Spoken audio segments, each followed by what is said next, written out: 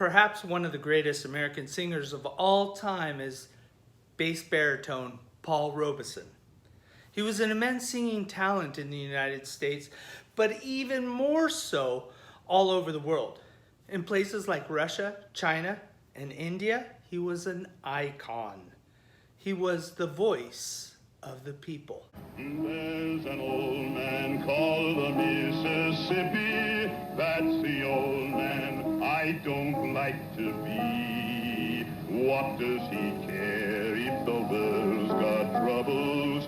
What does he care if the land ain't free? Old Man River, that old man River, he must know something, but don't say nothing. He just keeps rolling, he keeps on rolling along. Robeson was born in Princeton, New Jersey, to a minister, William Robeson, and his mother, Maria. At some point, William loses his position at the Wetherspoon Church, and after many years performing menial jobs, he gains a position at St. Thomas AME Zion.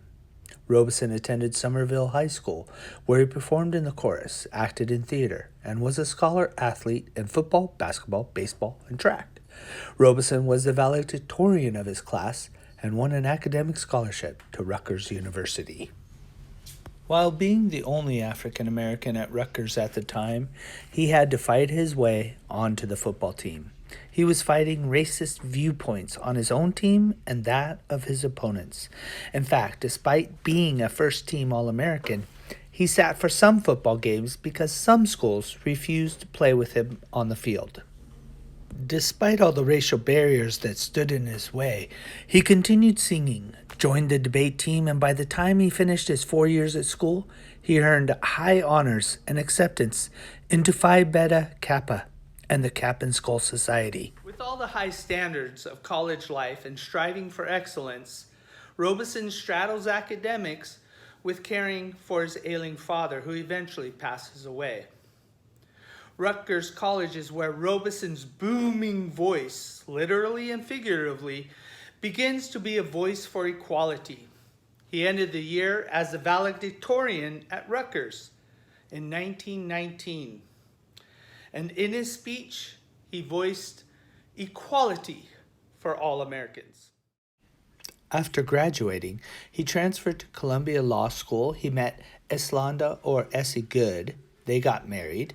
He played football for the Akron Pros and the Milwaukee Badgers, and was part of numerous off-Broadway plays, including Shuffle Along, which was a huge hit in African-American musical theater. Robeson worked only briefly as a lawyer because of racial inequalities.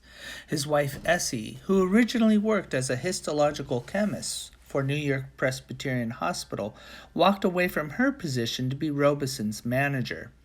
It was during this time that he was renowned for his acting roles in All God's Chillin' Got Wings, Emperor Jones, and the silent movie Body and Soul. Robeson eventually signed a record deal with Victor Records in 1925 due to the emerging popularity of his repertoire of spirituals and folk songs. Here's a very brief clip of him and Oscar Michaud's Body and Soul. During the late 1920s and early 30s, Robeson moved to England, where the racial tension was less magnified and his star power grew. He wrote in his diary, "God watches over me and guides me. He's with me and lets me fight my own battles and hopes I'll win." He played roles in numerous plays and musicals and starred in the 1933 film Emperor Jones. Here's a clip from that role.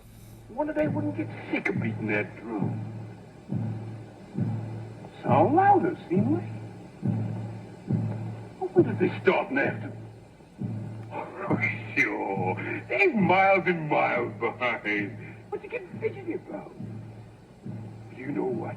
Your belly's empty. That's what's the matter with you. Nothing but wind on your stomach. Course you feel diggity. Well, we eat right here now. White stone, white stone. Wait. I hear you. I know this was the right thing. Box of grub, come to me. Ain't you? I lost the plate. There's another. I'll get back. Ain't you? Grub, where is you? Ain't you? In the early 1930s, Robeson's interest grew in socialism. He visited the Soviet Union, known as Russia today, and felt as though he could walk tall in full human dignity. How much time have you spent in Russia? I was there for over a period, let's say between 34 and 37. I was there 2 weeks, 3 weeks, 3 months.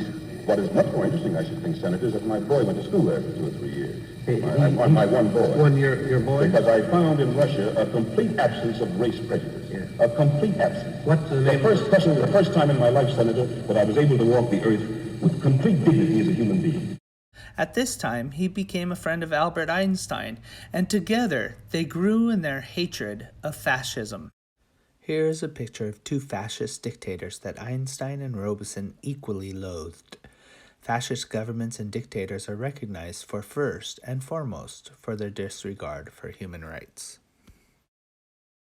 With the outbreak of World War II, Robeson moved his family back to Enfield, Connecticut, here in the United States.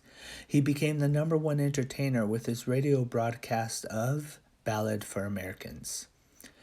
Afterwards, he came to the Los Angeles area and fought against hotel segregation.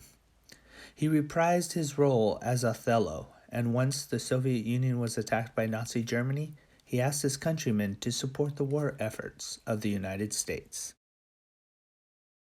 After World War II, Robeson supported trade unions as a way to help instill civil rights among his people. Here's a clip of Robeson speaking about how important it was for senators of all cultures to receive a decent wage for a day's work. So our brothers and sisters from Mexico, the Philippines, from the lands of Asia, from the West Indies, from Latin America, have come to these shores to share the same fate. And all through our history, the working masses, colored and white, speaking many languages, representatives of the finest of the old and new world cultures, have had to fight every step of the way for a decent wage, for decent homes, for decent education for their children, for human dignity itself. Robeson was brought before Congress and questioned about his support of subversive groups and belonging to the Communist Party. Communism was a huge fear in the United States, and so lots of influential people were, quote-unquote, blacklisted for their support and sympathies toward their beliefs in socialism and communism. Communism is a system of government and belief that all property, factories, and machinery are publicly owned. The government owns them, and everyone, all the people of the community, share the wealth that they create. Robeson believed that no matter what people believed in as far as supporting communism or not, that it did not make them un-American.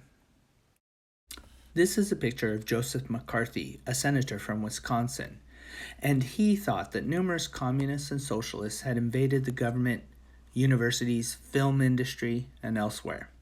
This era in the United States history is called McCarthyism, and it made life very difficult for Robeson.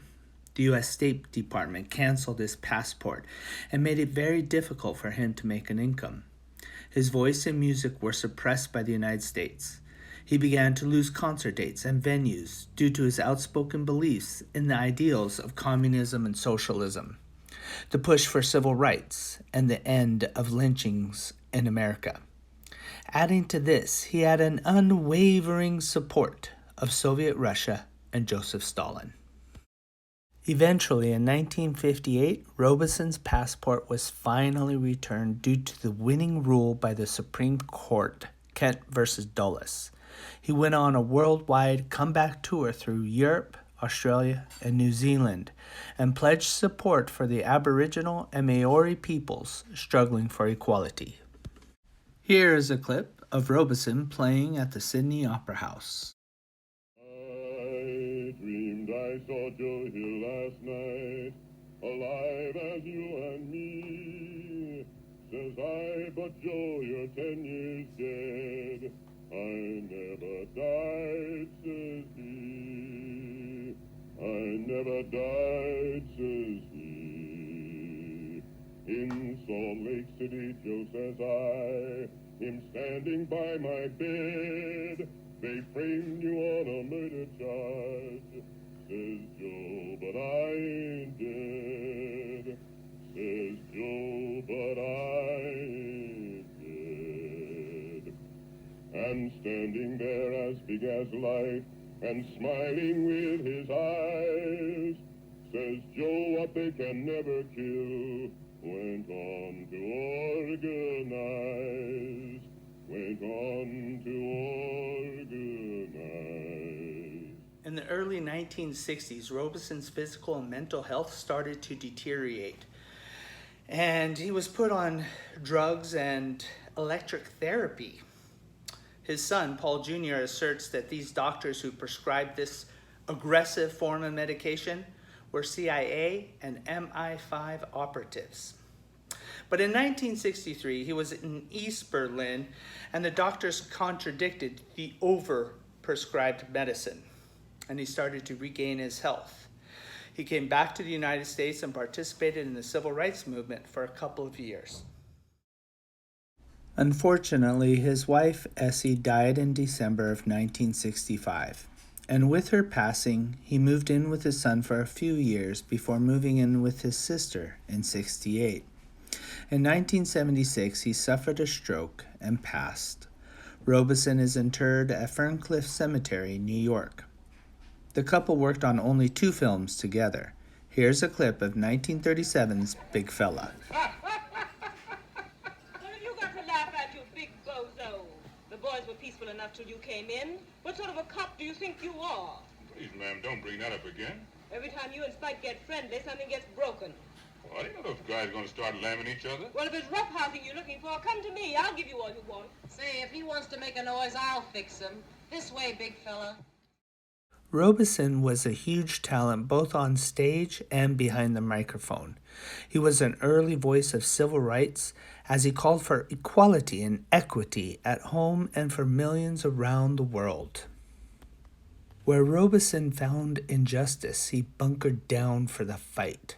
He challenged us all to rethink the status quo and showed us the possibility of what could be.